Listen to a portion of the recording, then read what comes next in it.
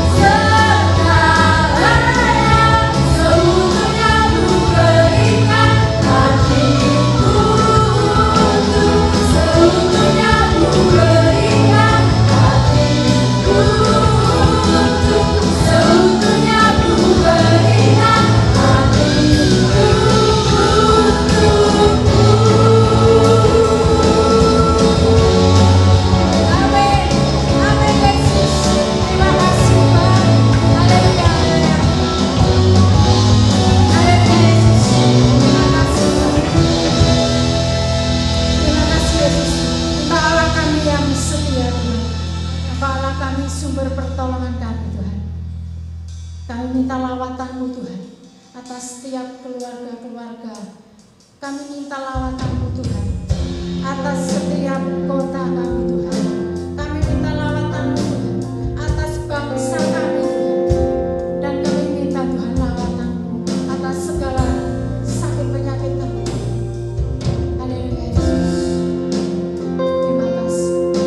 Mari kita jadikan Dia satu-satunya sumber pertolongan kita. Amin.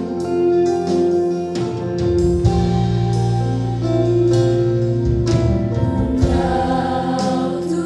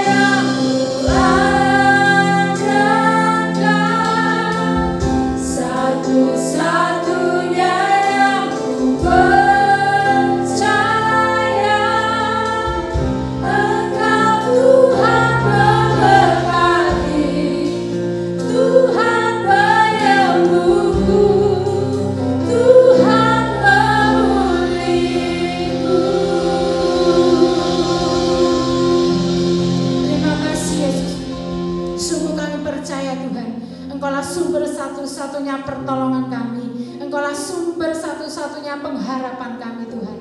Terima kasih Yesus, terima kasih Yesus. Engkau Allahku yang setia.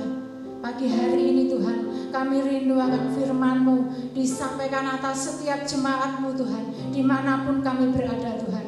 Kami ingin dengar-dengaran akan firman-Mu Tuhan, sebagai kekuatan kami, sebagai mujizat kami Tuhan. Berkati Tuhan pagi hari ini yang akan menyampaikan firman-Mu.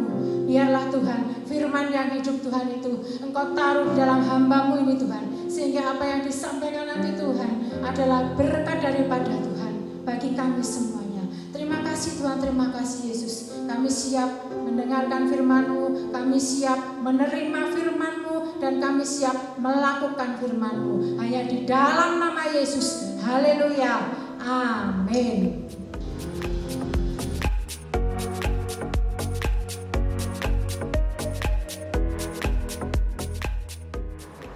Shalom, selamat pagi Bapak Ibu Saudara sekalian. Apa kabar di masa pandemi ini? Saya percaya kita semua ada dalam perlindungan Tuhan yang sempurna dan juga dalam pemeliharaan Tuhan yang ajaib. Bapak Ibu Saudara sekalian, senang sekali kita bisa berjumpa kembali lewat ibadah di MDC Magelang.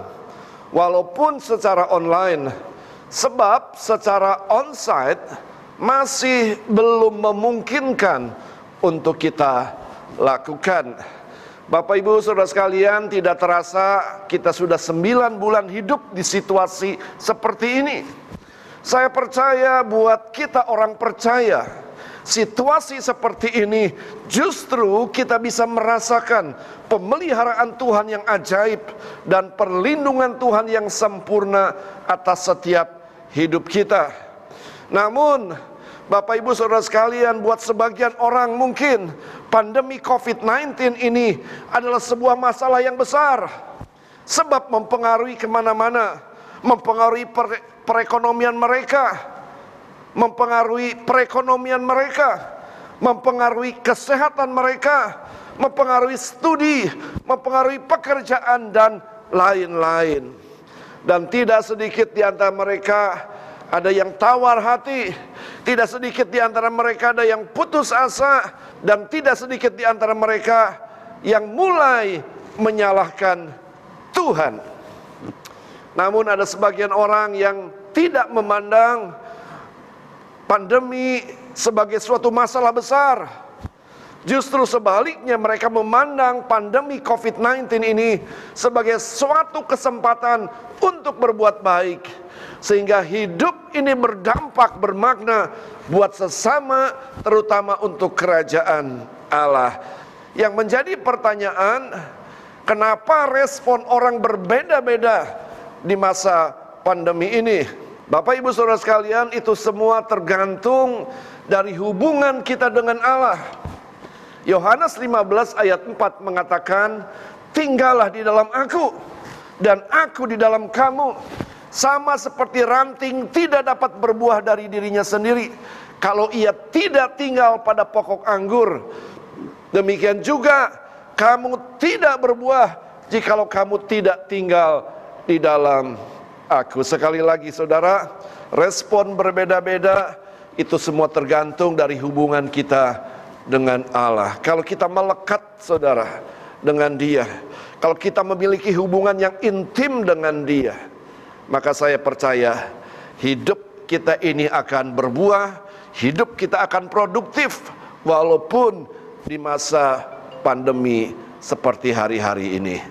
Mari saudara, Bapak Ibu Saudara sekalian, seringkali saya menyampaikan di dalam ibadah-ibadah yang lalu bahwa ibadah yang dilakukan secara online tidak mempengaruhi kehadiran Tuhan di tengah-tengah kita.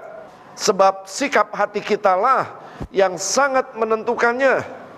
Kalau saudara beribadah dengan kehausan yang sungguh-sungguh mendalam, dengan rasa takut dan gemetar, maka saya percaya saudara akan mengalami Tuhan di dalam setiap ibadah. Mari bersama dengan saya membuka Alkitab kita masing-masing di dalam suratan Filipi, pasalnya yang ketiga, ayat 10 dan ayatnya yang ke-11.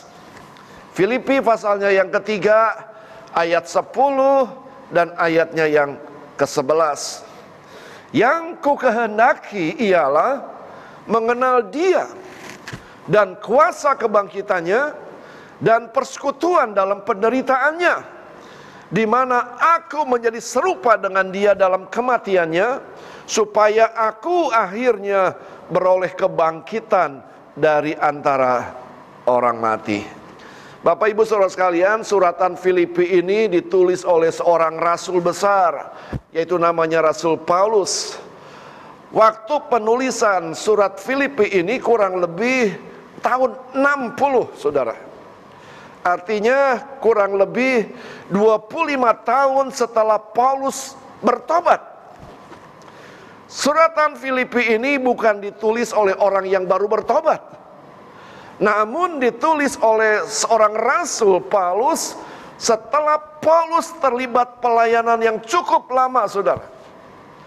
Di mana kita bisa membaca dalam suratan Filipi, yakni Rasul Paulus, walaupun dia sudah 30 tahun bertobat, walaupun dia sudah 30 tahun terlibat di dalam pelayanan, namun Rasul Paulus masih memiliki keinginan yang begitu kuat untuk mengenal Yesus lebih dalam lagi. Seberapa penting pengenalan kita terhadap Allah? Saya ingin beritahu Bapak Ibu Saudara sekalian, sangat-sangat penting, karena akan menentukan perjalanan iman kita. Saya percaya bahwa pengenalan kita akan Allah akan mempengaruhi jalan pikiran dan tindakan-tindakan kita dalam hidup ini. Orang yang tidak mengenal Tuhan akan menjalani kehidupan yang bertentangan dengan kebenaran firman Tuhan. Seberapa besar pengenalan kita akan Tuhan, maka sebesar itulah kita dapat berpikir, beriman, dan mengalami kuasa Tuhan dalam hidup kita. Pengenalan kita akan Tuhan secara pribadi akan menentukan kekuatan kita dalam mengiring Tuhan di dalam hidup ini. Bapak Ibu Saudara sekalian, menerima Yesus sebagai juru selamat merupakan langkah awal kehidupan orang Kristen. Namun selanjutnya kita harus mengenal Yesus secara pribadi di dalam kehidupan kita. Bapak Ibu Saudara sekalian, orang yang rajin ibadah dan rajin pelayanan belum tentu mengenal Tuhan dengan baik di dalam kehidupannya. Contoh, Ayub adalah pribadi yang rajin beribadah kepada Allah. Bahkan Alkitab katakan Ayub adalah orang yang saleh. Bahkan ketika anak-anak Ayub melakukan kesalahan, apa yang dilakukan oleh Ayub? Ayub melakukan membakar korban bakaran kepada Allah dan berdoa buat anak-anaknya, supaya anak-anaknya diampuni dosa-dosanya oleh Allah. Bapak Ibu Saudara sekalian, tetapi saat Ayub menghadapi masalah, ia baru mengenal Tuhan secara pribadi dalam hidupnya. Dikatakan, hanya dari kata orang saja aku mendengar tentang engkau, tetapi sekarang mataku sendiri memandang engkau. Bapak Ibu Saudara sekalian, Ayub, dia seorang yang rajin beribadah. Ayub, dia adalah seorang yang saleh. Namun itu tidak cukup untuk bisa mengenal Allah secara pribadi. Ayub bisa mengenal Allah secara pribadi ketika masalah demi masalah datang dalam hidup Ayub. Dan Ayub mengatakan, hanya dari kata orang saja aku mendengar tentang engkau, tetapi sekarang mataku sendiri memandang engkau. Artinya masalah, saudara, yang terjadi dalam hidup Ayub justru membuat Ayub lebih mengenal kepada Allah yang dia sembah. Orang yang mengenal Tuhan dengan baik akan terus bersuka cita di dalam hidupnya, apapun situasi yang terjadi di dalam kehidupannya. Baik itu masalah ekonomi, baik itu masalah dalam pekerjaan, masalah keluarga, atau pergumulan-pergumulan yang lain. Apapun yang terjadi, saudara, orang yang mengenal Tuhan dengan baik akan terus berkata, Tuhan baik di dalam segala hal. Di Nigeria, saudara, Umat Tuhan mengalami banyak masalah. Mereka ditekan oleh pemerintah. Mereka dianiaya oleh kepercayaan-kepercayaan lain, saudara. Bahkan terjadi masalah kelaparan di sana. Namun orang Kristen yang ada di Nigeria, dia tetap bisa mengatakan bahwa God is good. All the time God is good. Kata-kata ini menjadi viral, saudara, karena diucapkan oleh orang yang mengenal Tuhan dengan baik di situasi-situasi yang tidak mengenakan. Tetapi saat pengenalan kita kurang, masalah kecil itu akan membuat kita kecewa kepada Tuhan. Berapa banyak, saudara, orang yang masalahnya sepele, namun dia mengatakan bahwa aku kecewa kepada Tuhan, Tuhan tidak adil, dan sebagainya.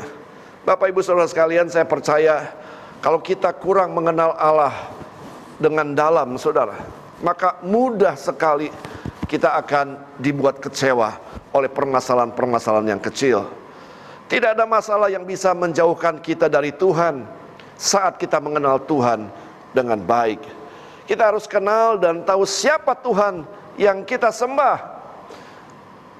Rasul Yohanes dalam wahyunya kepada jemaat di Smyrna menasehatkan jemaat di Smyrna untuk mengenal Tuhan dengan baik. Ada 4 kebenaran, saudara, yang ingin saya sampaikan pagi hari ini. Di dalam kitab Wahyu pasalnya yang kedua, ayat 8 sampai ayat ke-10. Di situ kita bisa mengenal siapa Tuhan kita yang kita sembah. Dan tuliskanlah kepada malaikat jemaat di Smyrna, inilah firman dari yang awal dan yang akhir, yang telah mati dan hidup kembali. Ayat ke-9, aku tahu kesusahanmu dan kemiskinanmu, namun engkau kaya, dan fitnah mereka yang menyebut dirinya orang Yahudi, tetapi yang sebenarnya tidak demikian. Sebaliknya mereka adalah jemaah iblis. Ayat ke-10, jangan takut terhadap apa yang harus engkau derita. Sesungguhnya iblis akan melemparkan beberapa orang dari antaramu ke dalam penjara, supaya kamu dicobai, dan kamu akan beroleh kesusahan selama 10 hari. Hendaklah engkau setia sampai mati, dan aku akan mengaruniakan kepadamu mahkota kehidupan. Bapak ibu saudara sekalian, dari pembacaan kitab Wahyu pasalnya yang kedua ayat 8 sampai ayat ke-10, di situ kita bisa mengenal siapa Allah yang kita sembah. Ayatnya yang ke-8 dikatakan, dan tuliskanlah kepada malaikat jemaat di Smyrna, inilah firman dari yang awal dan yang akhir, yang telah mati dan hidup kembali. Artinya bahwa Allah yang kita sembah itu adalah Allah yang hidup, saudara. Dia bukan Allah yang mati. Dia bukan Allah yang tidak bisa mendengar. Dia bukan Allah yang tidak bisa turut merasakan setiap penderitaan kita. Dia adalah Allah yang hidup. Dia adalah Allah yang real. Dia bukan dewa yang mati, yang tidak bisa mendengar. Namun dia adalah Allah yang hidup, yang ada di tengah-tengah kita. Kematian Tuhan di kayu salib tidak menghentikan karya Tuhan dan penyertaan Tuhan di dalam kehidupan kita. Tuhan yang kita sembah bukan Tuhan yang mati. Dia juga bukan Tuhan yang tidak peduli tentang apa yang kita alami, tetapi dia adalah Tuhan yang hidup, dan Tuhan yang selalu menolong setiap kita di dalam pergumulan-pergumulan yang ada. Dia tahu apa yang menjadi pergumulan saudara pagi hari ini. Dia tahu, saudara, karena dia adalah Allah yang hidup. Dia turut merasakan segala penderitaan yang sedang kau alami. Oleh sebab itu, kenalilah dia sebagai Allah yang hidup. Datanglah kepada Tuhan dan mintalah apa yang kamu butuhkan di dalam kehidupanmu, karena dia adalah Tuhan Allah yang sanggup menolong kita dan sanggup melakukan mujizatnya buat setiap kita. Bapak ibu saudara sekalian, yang pertama sekali lagi, kenalilah Tuhan kita Dia adalah Tuhan yang hidup. Dia bukan Tuhan yang mati. Dia bukan Tuhan yang tidak bisa melakukan apa-apa. Namun sebaliknya, Dia adalah Allah yang sanggup menolong saudara. Dia Allah yang real, dan Dia adalah Allah yang hidup. Yang kedua, ayat ke-9, Wahyu 2 ayat ke-9. Aku tahu kesusahanmu dan kemiskinanmu, namun engkau kaya. Dan fitnah mereka yang menyebut dirinya orang Yahudi, tetapi yang sebenarnya tidak demikian. Sebaliknya mereka adalah jemaah iblis. Artinya saudara, yang kedua, Allah yang kita sembah, Dia adalah Allah yang maha tahu. Tidak ada sesuatu yang terjadi tanpa sepengetahuan Tuhan. Dia adalah Tuhan yang maha tahu, yang akan mengulurkan pertolongannya buat setiap saudara dan saya. Bapak ibu saudara sekalian, Tuhan kita adalah Tuhan yang mengetahui keadaan kita. Ia tahu kesusahan kita, Ia tahu kemiskinan kita saudara, Ia tahu kelemahan kita, Dia tahu masa depan kita, Dia tahu kerinduan kita, Dia tahu mimpi-mimpi kita, Dia tahu harapan-harapan kita. Ia tahu semuanya yang kita lakukan di dalam hidup ini. Bapak ibu saudara sekalian, yang ketiga, Wahyu 2 ayat 10 dikatakan, jangan takut terhadap apa yang harus engkau derita. Yang ketiga saudara, Tuhan yang kita sembah, Dia adalah Tuhan yang memberikan jaminan kepada kita. Jangan takut apapun yang kita hadapi dalam hidup ini, karena Allah kita akan mencukupkan segala kebutuhan kita. Ada jaminan yang Tuhan Allah berikan buat setiap kita. Jangan ragukan jaminan yang Tuhan berikan, karena yang memberi jaminan adalah Tuhan yang menciptakan langit dan bumi. Satu pribadi yang sempurna, satu pribadi yang teruji, satu pribadi yang tidak pernah berdusta. Bapak ibu saudara sekalian, ada jaminan yang Tuhan berikan kepada saudara dan saya. Oleh sebab itu, jangan takut dalam menghadapi pandemi ini. Jangan bimbang, jangan khawatir. Ada jaminan bahwa Dia akan menyertai saudara. Ada jaminan bahwa Dia akan menjadi pembela dalam hidup saudara. Ada jaminan bahwa Dia akan menolong saudara. Ada jaminan Dia akan melindungi saudara. Oleh sebab itu, Bapak ibu saudara sekalian, jangan takut apapun yang sedang kita hadapi hari-hari ini, sebab Dia memberikan sebuah jaminan dalam hidup ini. Jaminan yang Tuhan beri dalam hidup kita adalah jalan keluar di setiap permasalahan hidup kita. Dunia boleh bergejolak, pandemi boleh bergejolak saudara, tetapi ada jaminan yang Tuhan beri buat setiap saudara dan saya.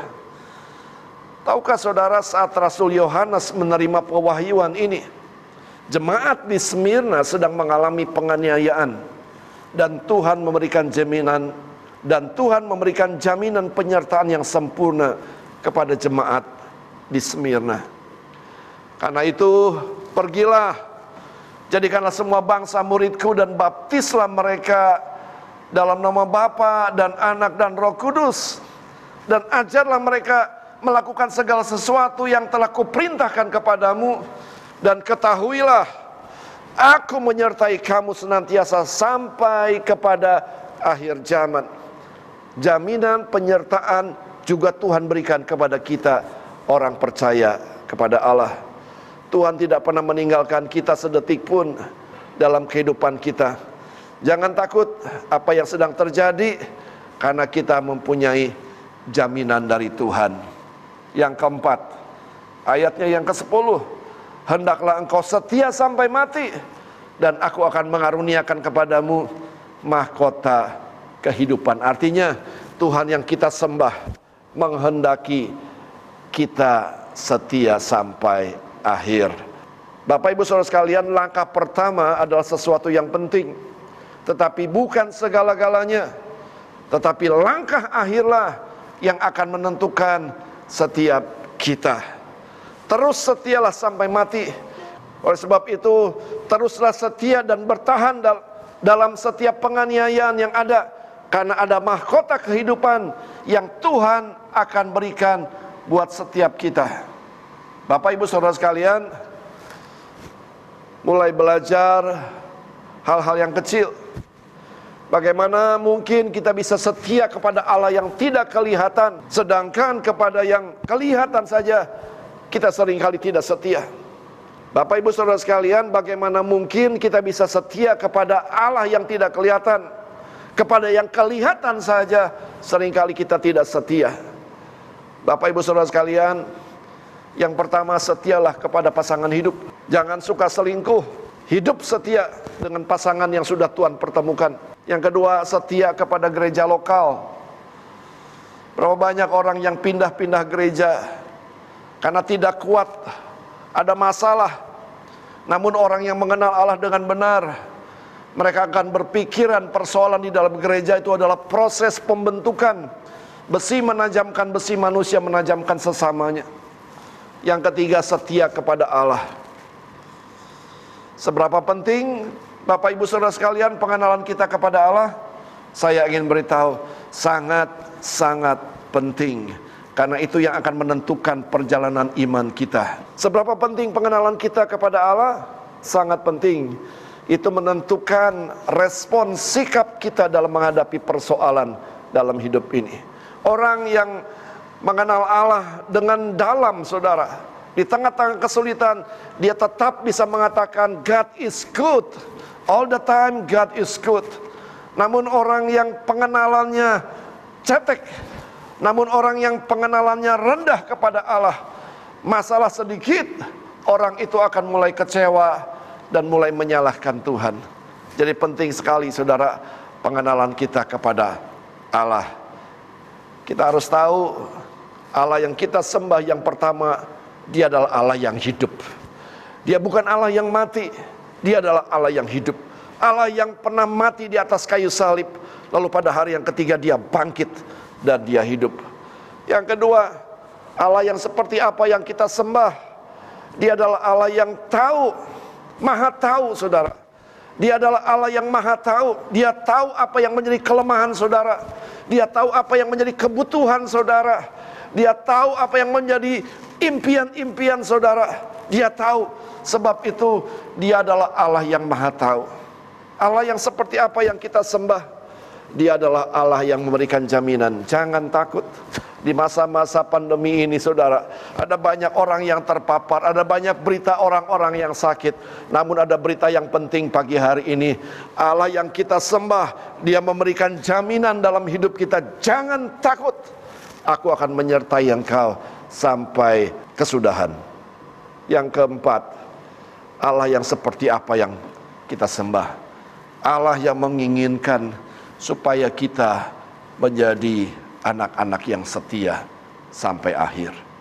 Bapak Ibu Saudara sekalian, 4 hal ini yang kita pelajari pagi hari ini adalah sebagian dari keberadaan Allah yang kita sembah. Dan saya percaya pengenalan kita akan menentukan perjalanan iman kita. Kalau pengenalan kita dalam, maka di tengah-tengah kesulitan kita akan tetap bersorak-sorai. Amin.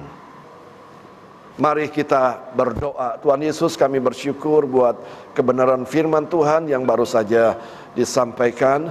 Kami menyadari betapa pentingnya pengenalan yang benar, pengenalan yang dalam akan Engkau.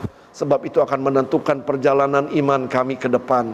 Hamba berdoa Tuhan, biar lewat pemberitaan firman Tuhan membuat kami semakin mengenal akan Engkau sebagai Allah yang hidup, Allah yang tahu akan setiap kebutuhan kami, dan Allah yang menginginkan setiap kami untuk setia, dan Allah yang memberikan jaminan dalam kehidupan kami. Berkati setiap jemaat di masa-masa pandemi ini. Ada di antara mereka yang sedang mengalami sakit, ada di antara mereka yang sedang mengalami kesulitan ekonomi, ada di antara mereka yang usahanya sedikit terganggu, namun mereka tetap bisa mengatakan God is good all the time. God is good. Biarlah pengenalan mereka akan Engkau membuat ucapan syukur itu tetap dinaikkan. Terima kasih Tuhan Yesus. Terima kasih. Sekali lagi berkati seluruh jemaat. GKP BMDC Magelang di masa-masa pandemi. Engkau tahu apa yang menjadi kebutuhan mereka. Engkau tahu apa yang menjadi pergumulan mereka. Sebab Engkau adalah Allah yang Maha Tahu. Mari Tuhan tolong jemaat ini supaya mereka bisa survive di masa pandemi ini. Kami tidak tahu sampai kapan masa pandemi ini akan berakhir. Namun satu hal yang kami percayai, Engkau memberikan jaminan atas setiap kami untuk kami boleh mengalami pertolongan-pertolongan Tuhan. Terima kasih Tuhan. Di dalam nama Tuhan Yesus, hamba sudah berdoa dan mengucap syukur. Haleluya. Amin. Tuhan Yesus memberkati.